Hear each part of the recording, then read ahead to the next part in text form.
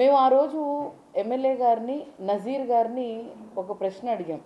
ఏంటి సార్, ఏంటి పరిస్థితి, ఏమైంది అని అంటే, ఆయన అక్కడ ఏం చెప్పారు అంటే, మేము డిస్కస్ చేసుకుంటాము, మేమందరం డిస్కస్ చేసుకొని, మేమందరం మాట్లాడుకొని మేము ఒక నివేదిక తీసుకొని వస్తాము, ఉన్న ఇక్కడ వాళ్ళందరినీ చర్చిస్తాము అని చెప్పారు.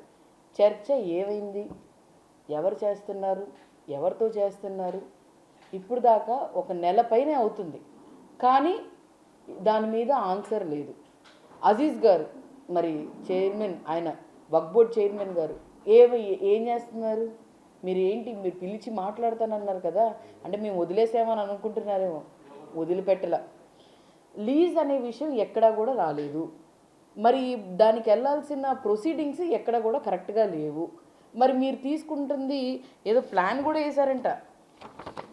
ఎవరు, లోకేష్ గారు ప్లాన్ వేశారు. ఏంటి ఇక్కడ ఏం కడుతున్నాము, ఎలా కడుతున్నాము, దీన్ని తీసుకున్నాం, ఏదో మీ ప్రాపర్టీ అది, మీరు ఎలా పడితే అది చేయడానికి.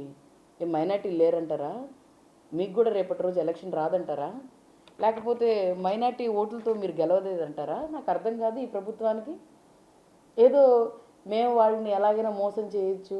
నిజంగానే ఎంపీ గారు, ఎమ్మెల్యే గారు ఇక్కడికి వచ్చి మరి చంద్రబాబు నాయుడు గారు మైనారిటీలకు అండగా ఉంటాము, చేస్తామని చెప్పి గెలిచిన దగ్గర నుంచి 4% రిజర్వేషన్ లేదు, వక్ బిల్కేమో మీరు మద్దతు ఇచ్చారు. మరి అలాగే ఈరోజు 71.57 ఎకరాలని కాజేస్తున్నారు. 2233 ఎకరాలు మల్లైపాలెంలో ఉన్న ఇవన్నీ ఏం చెప్తున్నారు, development, IT park, industrial park, ఇవన్నీ ఏంటంటే పేర్లకి మాత్రమే. నిజంగానే ఇక్కడ ఎమ్మెల్యేకి చిత్తశుద్ధి లేదు, వన్ టైం ఎమ్మెల్యే అని అర్థమైపోయింది, ఈవీఎంతో గెలిచాను అని చెప్పి ఆయనకు అర్థమైపోయింది.